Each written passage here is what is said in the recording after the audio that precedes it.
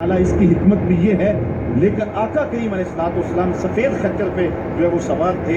حضور اتنے شجاع تھے، اتنے بہادر تھے، میدان میں بھاگنے کے لیے نہیں آتے تھے بلکہ حضور کفر کے چھکے چھڑانے کے لیے میدان میں داخل ہوا کرتے.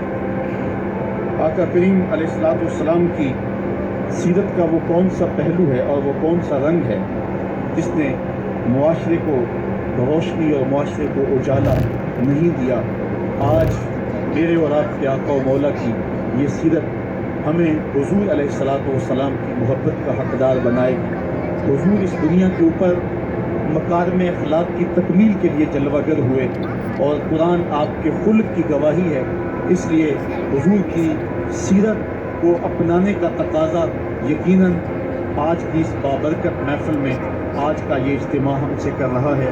ہم اپنی زندگی کو اور طرز حیات کو حضور کی سیرت کے سانچے میں ڈھال کر کے زندگی کی ایک ایک سانس اور ایک ایک لمحہ حضور کے نام پہ گزار دیں گے.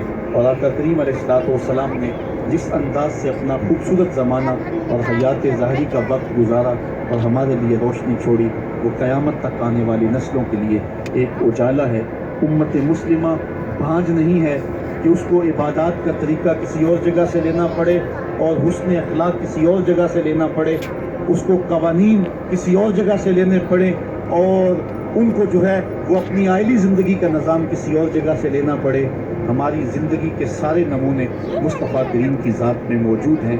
میرے رب نے کہا لَقَدْ كَانَ لَكُمْ فِي رَسُولِ اللَّهِ أُسْوَةٌ حَسَنَةٌ. حضور کی زندگی تمہارے لیے بہترین نمونہ ہے. اللہ حضور کی زندگی کا یا رب العالمین اللہ اللہ صل علی طه الامین اللہ اللہ. ہم مدینے کی گلی میں پھر دوبارہ چلتے ہیں.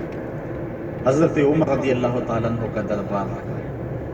ایک شخص کو پکڑ کر لوگ لے آتے ہیں، یہ شخص نے ہمارے باپ کو قتل کر دیا. حضرت عمر رضی اللہ تعالیٰ عنہ نے پوچھا کیا ماجرا ہے بھائی؟ اس نے کہا جی واقعی میں ان کے باپ کا قاتل ہوں، لیکن میں نے قصداً قتل نہیں کیا. ہوا یہ کہ میں ایک مسافر ہوں، جا رہا تھا، راستے کے اندر سبز چراگاہ تھی، میرا اونٹ بھوکا تھا، اس چراگاہ میں داخل ہو گیا. اس کے بوڑھے باپ نے پتھر اٹھایا اور میرے اونٹ کو مارا، اس کی آنکھ نکل گئی. مجھے بڑا غصہ آیا، میں نے وہی پتھر اٹھا کر اس کے باپ کو دے مارا، لیکن وہ ایسے ٹکانے پہ لگا کہ اس کا باپ فوراً فوت ہو گیا. میرا قصد ارادہ نہیں تھا، لیکن بہرحال میں اس بات کا اقراری ہوں کہ میں نے اس کے باپ کو قتل کر دیا. آپ جو حکم سنائیں میں اس کو قبول کروں گا، لیکن میں ایک مہلت مانگتا ہوں کہ میرے دوست، میرے بھائی کی کوئی رقم میرے ذمے ہے، میرے پاس اس نے امانت رکھی ہوئی ہے اور وہ مجھے پتا ہے کہ میں نے کہاں چھپا کے رکھی ہے.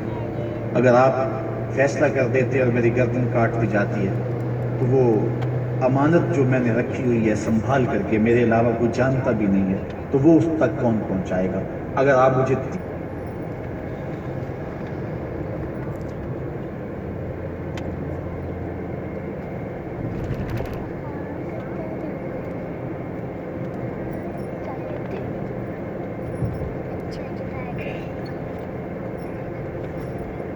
تین دن کی مہلت دے دیں تو میں جا کر کے اس کی امانت اس کو واپس کر کے پھر واپس آؤں گا. پھر یہ پھندا پھانسی کا میں اپنے گلے میں ڈلوانے کے لیے تیار ہوں.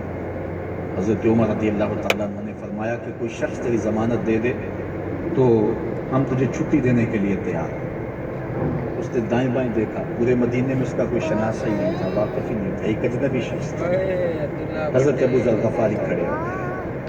کہا حضرت عمر میں اس کی ضمانت دیتا ہوں. ضمانت دے دی گئی، وہ چلا گیا. تیسرے دن وعدے کا جو وقت تھا لوگ جمع ہو گئے، دربار لگ گئے، ابھی تک آنے والا نہیں آیا. لوگوں نے کہا ابو ذر تو نے غلطی کی، ایک اجنبی کی ضمانت دی اور ابھی تک وہ نہیں آیا.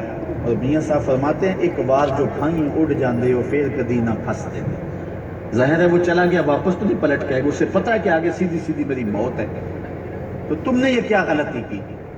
خیر آپ نے فرمایا کہ اگر وہ نہ آیا تو یہ پھانسی کا پھندا میرے گلے میں ڈال دینا، لیکن بہرحال میں نے اس کی ضمانت دی.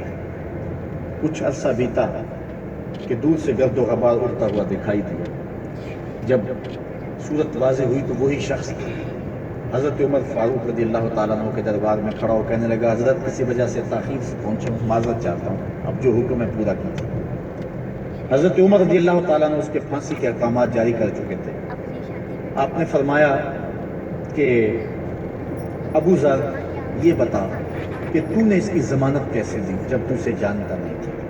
تو سن حضرت ابو ذر غفاری نے کیا کہا ایک اجنبی میرے محمد کے مدینے میں پناہ مانگ رہا تھا اور اس نے چاروں سمت دیکھا اور کوئی شخص نہیں تھا جو اس کو امان دیتا اور اس کی ضمانت دیتا، تو میں نے اس لیے ضمانت دے دی کہ نہ بھی آیا تو اپنی جان چلی جائے گی، کل کو یہ تو نہیں کہے گا کہ محمد کے مدینے میں کسی نے ضمانت مانگی تھی، پورے شہر میں کوئی ضمانت دینے والا نہیں تھا۔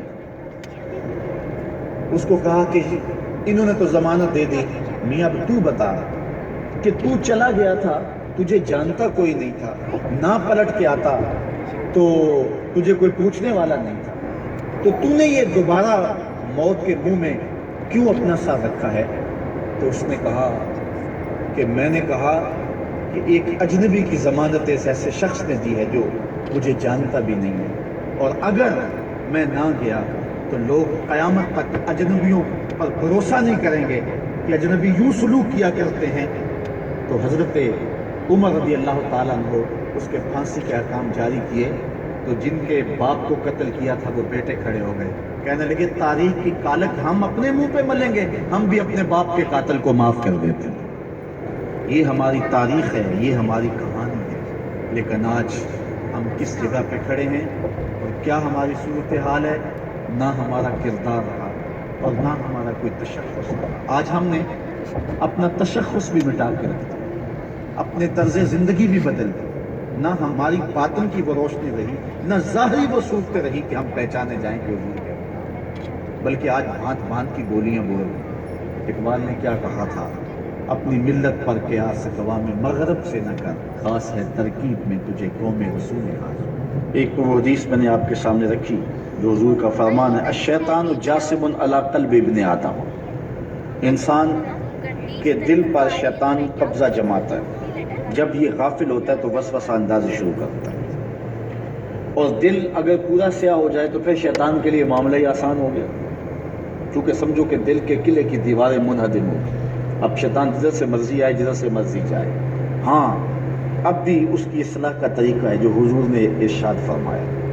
آقا کریم علیہ السلام نے ہمیں کسی معاملے میں بھی حضور نے تنہا نہیں چھوڑا۔ آقا کریم ارشاد فرماتے ہیں کہ لِكُلِّ شَيْءٍ سِقَالَةٌ وَسِقَالَةُ الْقُلُوبِ ذِكْرُ اللَّهِ، ہر شے کو زنگ لگ جائے تو اس کا زنگ کسی نہ کسی شے سے اتارا جاتا ہے۔ کپڑے میلے ہو جائیں تو صابن وغیرہ سے صاف کر دیتے ہیں، یہ لوہا میلا ہو جائے تو ریگ مال سے صاف کر دیتے ہیں، ہر شے کا زنگ کسی نہ کسی شے سے اترتا ہے۔ اب دل اگر میلے ہو جائیں گناہوں سے تو کیسے دل پاک ہوں گے؟ سقالۃ القلوب ذکر اللہ، کہا اللہ کا ذکر کرو دل ستھرے ہو جائیں گے، دل پاک ہو جائیں گے۔ جتنا زیادہ ذکر کرو گے اس قدر دل جلا پائیں گے اور دل نور پائیں گے۔ اور بزرگ صوفیہ فرماتے ہیں جب کوئی بندہ ذکر کرنے بیٹھتا ہے اور ایک مرتبہ کہتا ہے اللہ، تو اللہ تعالیٰ اس کی طرف نظر رحمت سے دیکھتا ہے، اور جس کی طرف اللہ نظر رحمت سے دیکھتا ہے اس کے 70 گناہ جل کے راکھ ہو جاتے ہیں۔ تو ایک مرتبہ اللہ کہنے سے 70 گناہ مٹ گئے، پھر یہ بار بار تکرار کرتا رہا تو دل جو ہے وہ آہستہ آہستہ مصفہ ہونا شروع ہو، دل سیکل ہونا شروع ہو جاتا ہے، دل پاکیزہ ہونا شروع ہو جاتا ہے، اس کے اوپر سے غلاظت، گندگی اور جو دل کے اوپر چڑھا ہوا غلاف ہے وہ اتر جاتا ہے، اور دل پھر انوار پانے لگتا ہے، پھر اس کو ذکر بھی چاشنی دیتا ہے، اس کو فکر بھی لذت دیتا ہے، اس کو نماز و سجدے میں بھی سرور ملتا ہے۔ جب دل پر نور نہ ہو تو پھر شکایت یہ ہوتی ہے نماز پڑھتے ہیں سرور نہیں ملتا، نیک عمل کرتے ہیں لطف نہیں آتا۔ اصل وہ دلوں کے اوپر حجابات آ چکے ہیں، دلوں کے اوپر پردے آ چکے ہیں، اگر وہ اتر جائیں